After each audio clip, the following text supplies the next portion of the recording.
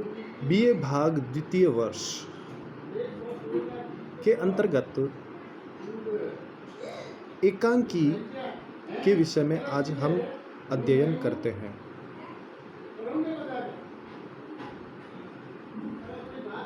संस्कृत में व्यायोग, भाण, प्रहसन, नाटिका, गोष्ठी, भाणिका, हल्लीस, प्रकरणिका एवं अंक आदि अनेक नाट्य रूप हैं जो एकांकी से मिलते जुलते हैं, किंतु हिंदी का आधुनिक एकांकी परिचय में प्रचलित वन एक्ट प्लेट के प्रभाव की देन है।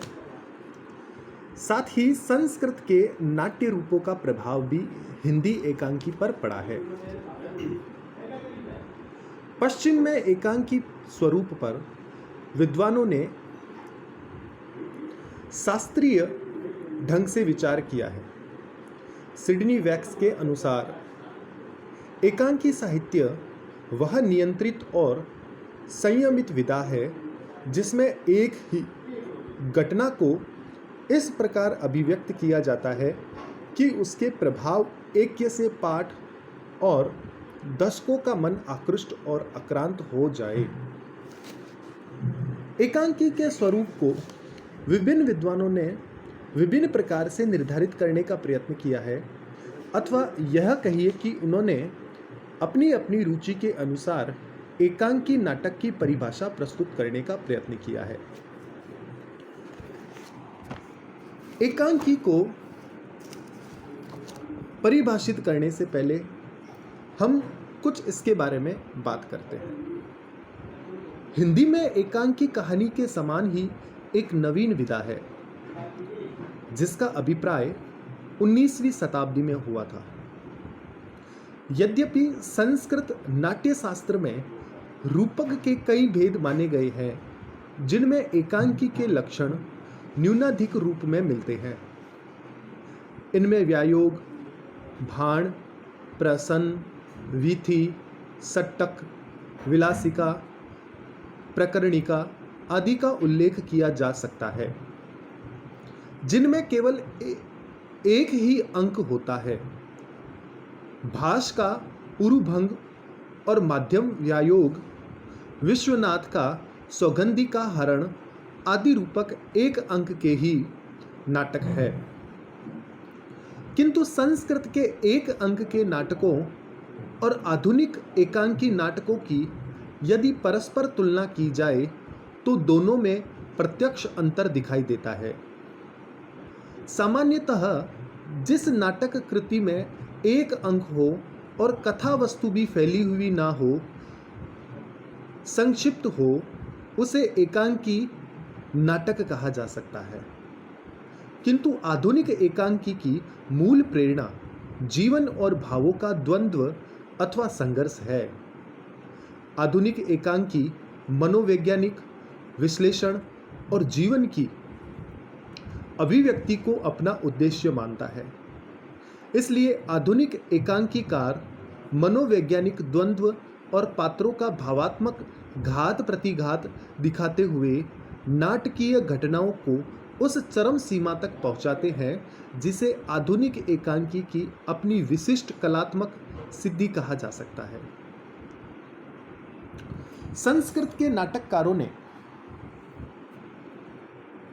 विभिन्न कार्य व्यवस्थाओं, अर्थ, प्रकृतियों और संधियों को नाट्य रचना के लिए आवश्यक माना है, किंतु इन्होंने आधुनिक एकांकियों की चरम विकास की स्थिति की अवहेलना की है।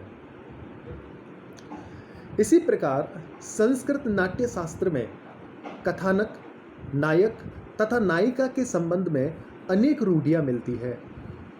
आधुनिक एकांकियों में इन रूढ़ियों का निर्वाह करना आवश्यक नहीं माना जाता।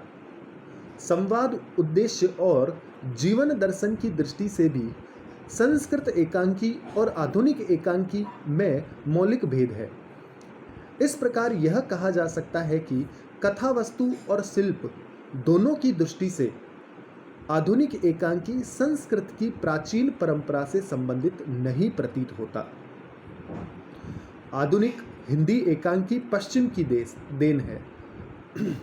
स्वयं पश्चिमी देशों में भी एकांकी का उद्भव बहुत प्राचीन नहीं है।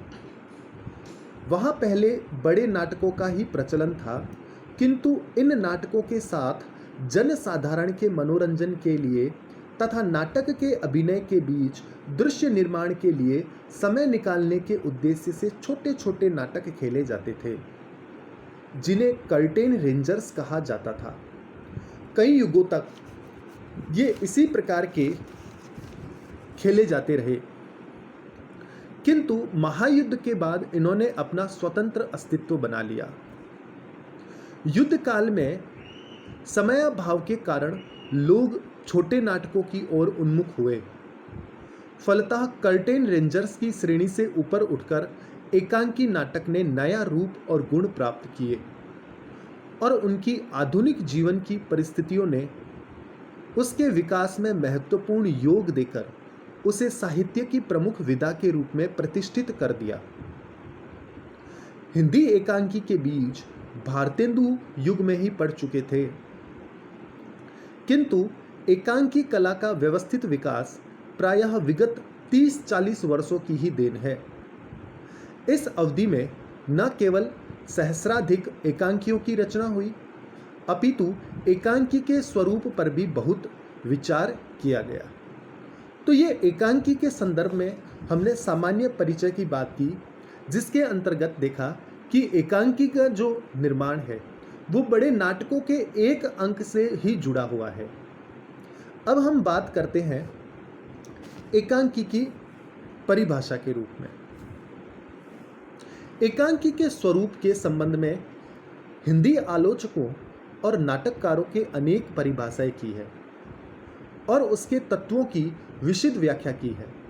डॉक्टर रामकुमार वर्मा के शब्दों में, जब समस्त जीवन अथवा जीवन के विस्तृत भाग की अपेक्षा उसके केवल एक भाग या भावना के चित्रण की आवश्यकता पड़ती है, तो एकांकी नाटक की रचना की जाती है।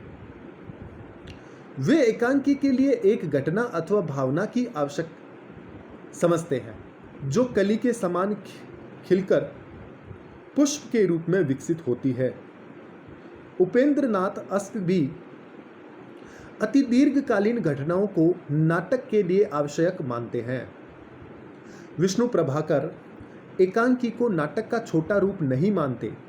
उनकी दृष्टि में बड़ा नाटक उपवन के समान और एकांकी गमले के समान है। सेठ गोविंद दास भी एकांकी के लिए एक मूल विचार को आवश्यक मानते हैं। यही मूल विचार नाटक की मूल समस्या है, जो आंतरिक और घटनात्मक संघर्षों के द्वारा कथानक का निर्माण करती है। सेठ जी के अनुसार विचार, संघर्ष, कथानक आदि नाटक के मुख्य तत्व है, किंतु प्रभाव की एकता को वे सबसे अधिक महत्वपूर्ण मानते हैं। इसी तथ्य को डॉक्टर नगेंद्र ने इन शब्दों में व्यक्त किया है। एकांकी में हमें जीवन का क्रमबद्ध विवेचन न मिलकर एक पहलू, एक महत्वपूर्ण घटना, एक विशेष परिस्थिति अथवा एक उद्दीप्त क्षण का चित्रण मिलेगा। इसी का समर्थन करते हुए डॉक्टर रामचरण महेंद्र ने लिखा है, एकांकी मानव जीवन या समाज के एक पहलू या उद्दीप्त क्षण का चित्र है। इसका निर्माण एक आधारभूत मुख्य विचार, विशेष समस्या, एक सुनिश्चित सुसंकल्पित लक्ष्य, एक ही महत्वपूर्ण घटना या विशेष परिस्थिति पर ही हो सकता है। उपर्युक्त स्थापनाएं एकांकी के स्वरूप को सही व्याख्या प्रस्तुत करती है। प्रारंभ में एकांकी को नाटक का लघु संस्करण तथा कहानी का नाट्य रूपांतरण मानने की भूल की गई थी। बाद में इस भ्रांतियों का निराकरण हो गया। वस्तुतः एकांकी नाटक और कहानी साहित्य की स्वतंत्र विधाएं हैं। उनमें एक दूसरे के तत्व अवश्य निहित है, किंतु मौलिक भेदों का अभाव नहीं है। अगर हिंदी साहित्य कोश के अनुसार एकांकी की परिभाषा देखें तो एकांकी नाटक साहित्य का वह नाट्य प्रधान रूप है जिनके माध्यम से मानव जीवन को किसी एक पक्ष, एक चरित्र एक कार्य, एक परिपार्श्व, एक भान की ऐसी कलात्मक व्यंजना की जाती है कि ये एक अविकल भाव से अनेक की सहानुभूति और आत्मीयता प्राप्त कर लेते हैं।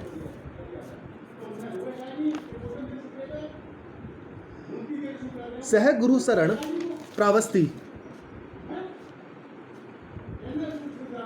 एकांकी नाटक का सुनिश्चित और सुसंकल्पित लक्ष्य होता है। उसमें केवल एक ही घटना, परिस्थिति अथवा समस्या प्रबल होती है। कार्य कारण की घटना अथवा किसी गौण परिस्थिति अथवा समस्या के समावेश का इसमें स्थान नहीं होता।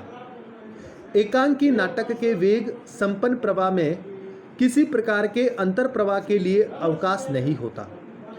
वह तो समूचा ही एक केंद्रभूत आकर्षण है। विवरण शैथिल्य उसका घातक है।